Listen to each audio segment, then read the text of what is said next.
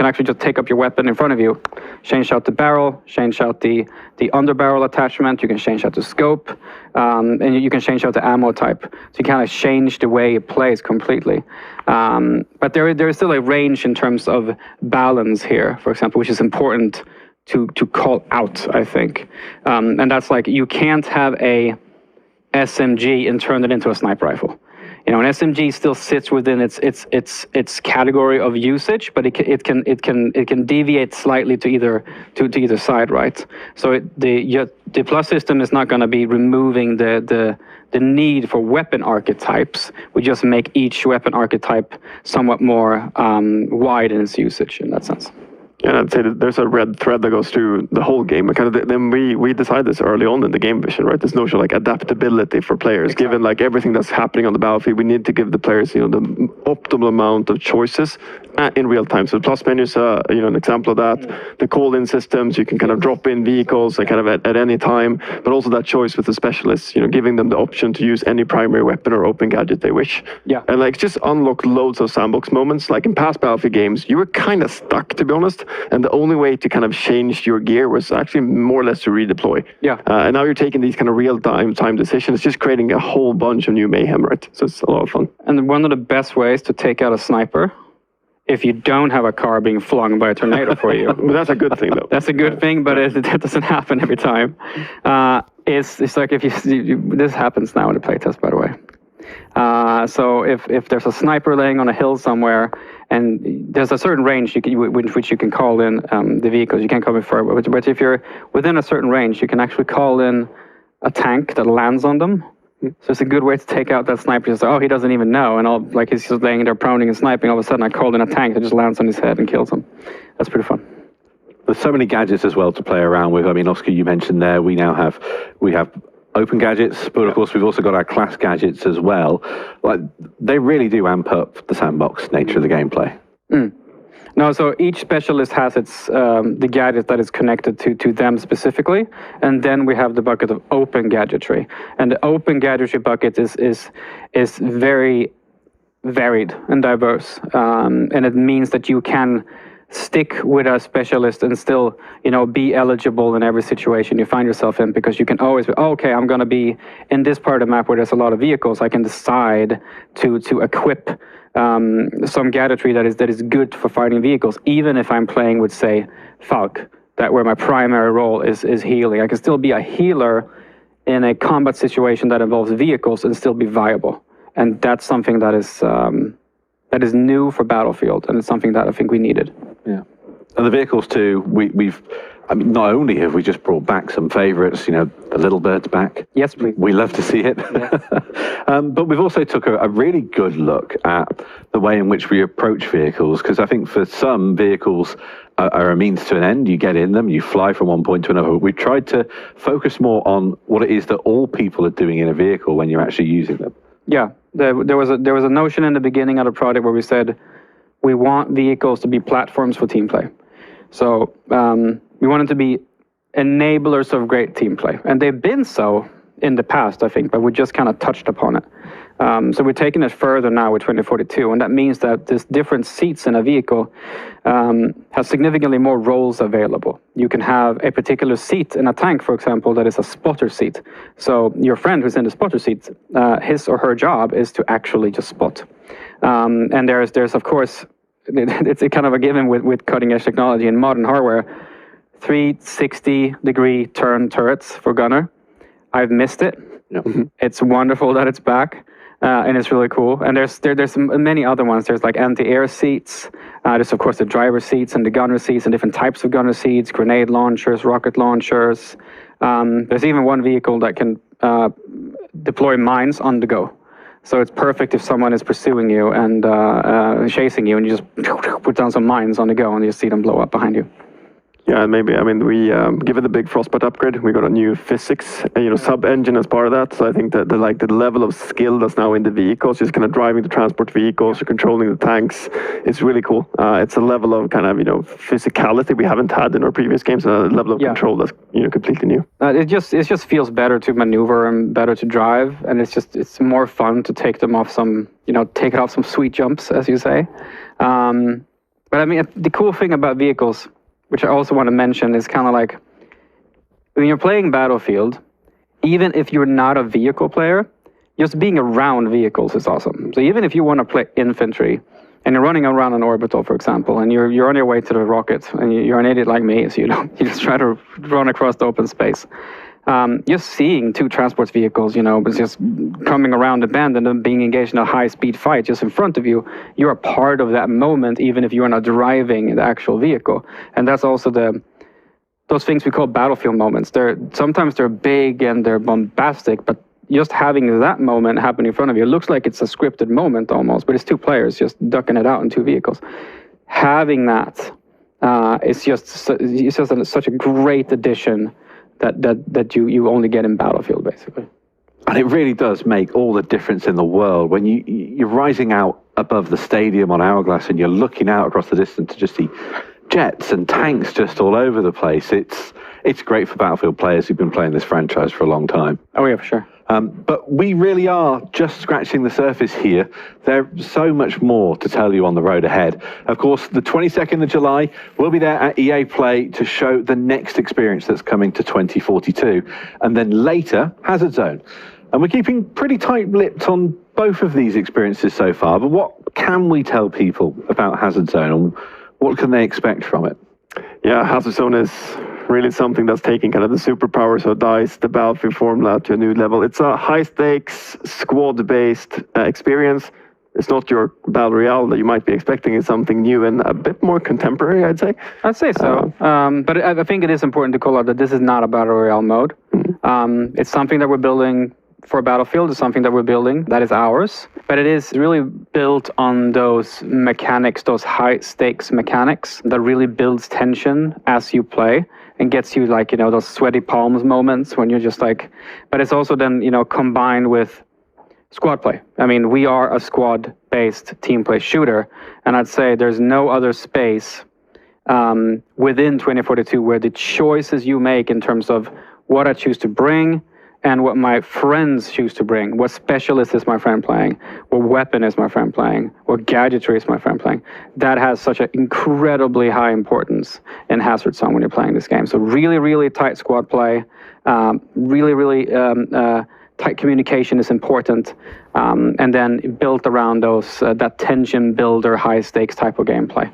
So super excited to talk about this as we when we're allowed to talk about it. In a bit soon.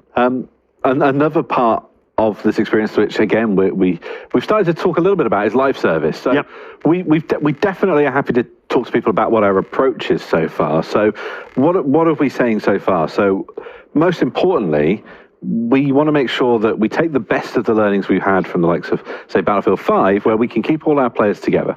Yeah, I mean, that was a big decision we made really early on in the project. We don't want to split our community in any way when it comes to gameplay content. So all of the new locations we'll head out to in part of live service, free for everyone as part of that. And then we are introducing a battle pass as part of our seasons. We've announced 4 seasons as part of the first year. Every season will also come with a specialist.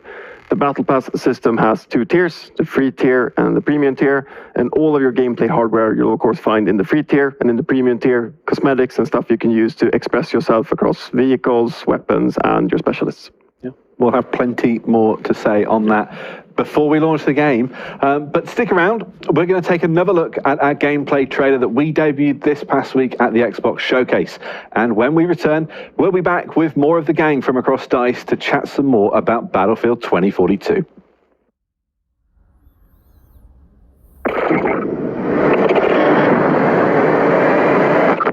Incoming fire!